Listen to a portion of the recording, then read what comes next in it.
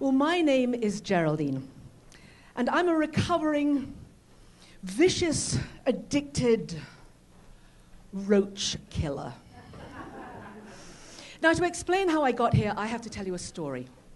I was 21, sitting on a plane, weeping.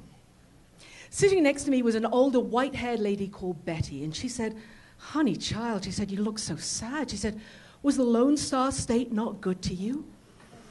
And I found myself pouring out my heart to a perfect stranger. I told her how I'd broken up with my boyfriend the night before, the one who told me that he thought I was wonderful, that I hung the moon, the one that I'd gone to Austin to see. I got myself a job. It was arranged that I'd come back with all my things, and then the night before, he'd said, "Geraldine, if you're coming back for that job, well, that's good, but if you're coming back for me, well, don't bother. I don't want to hurt you, but I'm going back to my old girlfriend," and he did. And I found out later that he married her. Well, that day, sitting on the plane, I said to Betty, "I am coming back. It was a plum job I've got. Plum jobs are very hard to find, but when I come back, there'll be no man." And she said, "Well, honey child," she said, "maybe I could help you with that." She said, "I have a really nice neighbor. He's really good. He's kind to my husband and I, and he's got his own business, and I hear he's doing really well, and he's single. I tell you what, let me give you my card, and when you come back, I'll introduce you to him. His name is Bob." And I smiled, and I took the card, but inside myself, I thought, men are not like socks. You can't just interchange them. Doesn't she see that my heart is broken, that I will never, ever, ever fall in love, ever, ever again, ever? 4 months later, I was sitting in her living room being introduced to Bob. Now, Betty had told me quite a few things about Bob, but one thing she hadn't told me that Bob was a hunk. 6'2", broad shoulders, piercing blue eyes, and soft blonde hair. The kind of hair you want to run your fingers through, and which you should do often, because it's the kind of hair that a man will have completely lost by the time he's 35. I found myself looking at Bob and feeling all the pieces of my heart coming together in an instant. Well, Bob twinkled at me and he said, "Well," he said, "Betty told me some things about you, but she didn't say that you were quite lovely." He said, "I got a few days off. May I show you around town? I'd love to show you the sights." And I twinkled right back at him and I said, "Well, Bob, I'd love to be shown the sights by you, thank you." And we spent lots of time together over the next few days and over the next few weeks and months, and we laughed, we talked, we had such a good time. And every night, when he brought me back to my front door, I wanted him to kiss me. And he never did. He introduced me to his friends. We got on so well. We had so much in common. And then when he brought me back to my front door, sometimes he'd lean towards me and I'd think, he's going to kiss me. But he never did. And then he'd take me to places I hadn't been before. We didn't have Tex-Mex food in England at the time, and so he took me to my first Tex-Mex restaurant. And as he was eating chili con queso, I looked at those thick, sensuous lips, and I thought to myself, oh, I'd love to be that cheese. or better yet, the chip.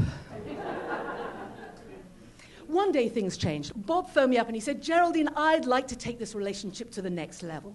He said, "May I take you out on Saturday, somewhere lovely, just the two of us?" "Oh, good, 8 o'clock, I'll pick you up." I was delighted. And I did what any woman would do over the next few days. I practiced my new signature.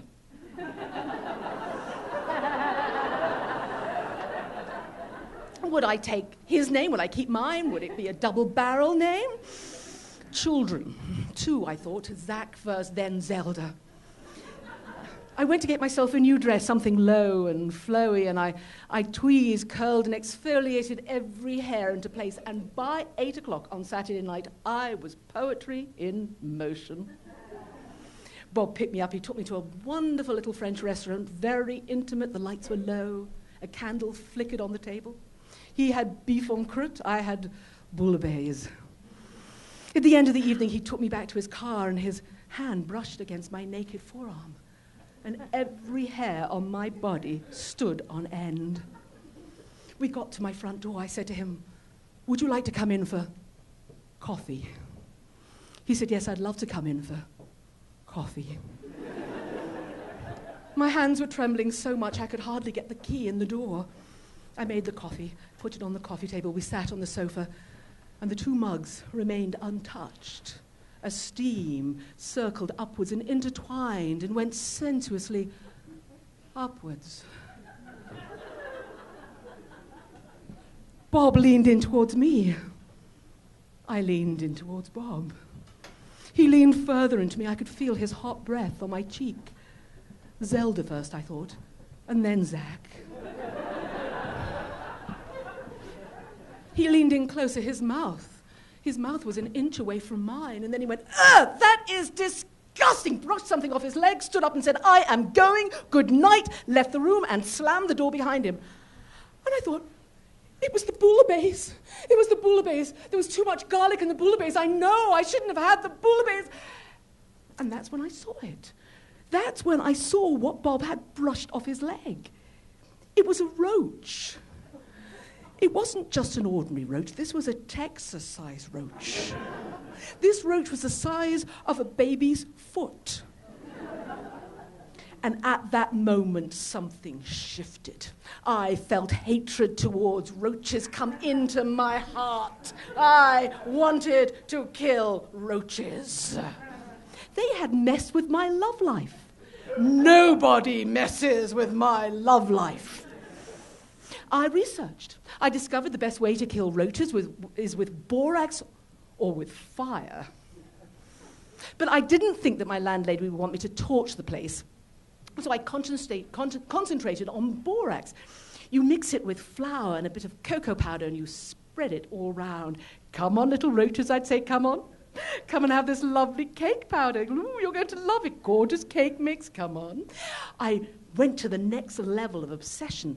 I discovered roach motels. I put them in a line where I thought the roaches would come and promenade. I said, "Come on. Come on, little roaches, come and stay in these lovely motels. The first night's free. You won't need a second night. Come and bring your significant other. I'm sure you've got a significant other. Bring Zach and Zelda. I'm sure you've got Zach and Zelda." My obsession hit a new level. I discovered roach bombs.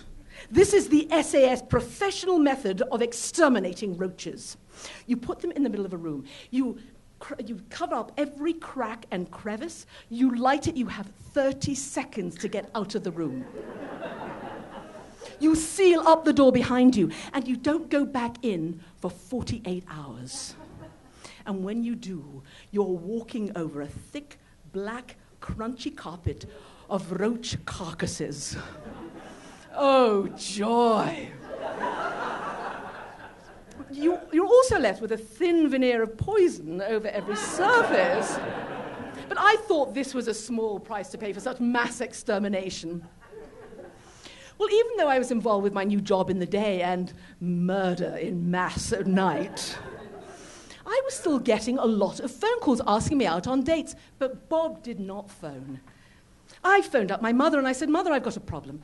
I said, "I've got all these men who are asking me out for dinner, but I've only got 7 nights in the week. What should I do?" And she said, "Darling," she said, that's not a problem. She said, "Eat dinner twice." And so I did. And a few months later, I waddled out of Austin, and I didn't return for 20 years. And in that time, my life completely changed, as all of our lives change in that amount of time. And I had a paradigm shift. But then life came round in a full circle, as it often does, and 2 decades later, I found myself in Austin, Texas. And I thought, I wonder if there's anyone here who still remembers me. And then I thought about Bob, and I found an old phone book, and I found his number, and I called him, and he answered. He said, "Geraldine, of course I remember you, of course I do. I've wanted to be in contact with you so many times over the years, but I just didn't know where you were. Oh, let me take you out for dinner. We've got too much to catch up on to just do it on the phone. 7 o'clock, Saturday, you're still staying with the same friend. Wonderful, I'll see you there." And he put the phone down. I felt this warm glow all over me. Bob was going to take me out for dinner after so long. Who would have thought? thought, well, I was thinking then, do I tell him about my life change? I mean, when? What's the protocol for this? Does one do something like that over drinks or over dessert or over coffee? But at that moment, the phone rang, and it was Bob. He said, Geraldine, I just had to tell you one more time that I was so thrilled to hear from you, and I'm so looking forward to seeing you. And I thought, Geraldine, seize the moment. And I said, Bob, darling, I'm so looking forward to seeing you too, but things have changed, Bob. I'm a minister now. He said, yes, things have changed. I'm gay. Bob did pick me up on Saturday evening, and I would have recognized him anywhere. He was still handsome with those piercing blue eyes and completely bald. He took me to the restaurant. We had a lovely time rediscovering each other in a new way, and that's when I realized that I could start my journey to forgiveness and recovery, because things had worked out so well. We'd been spared years of misunderstanding and possibly heartbreak. And so when he took me home, I was very pleased to just get a peck on the cheek. And as I walked in, I had a revelation. I thought to myself, I bet it was God that sent that roach.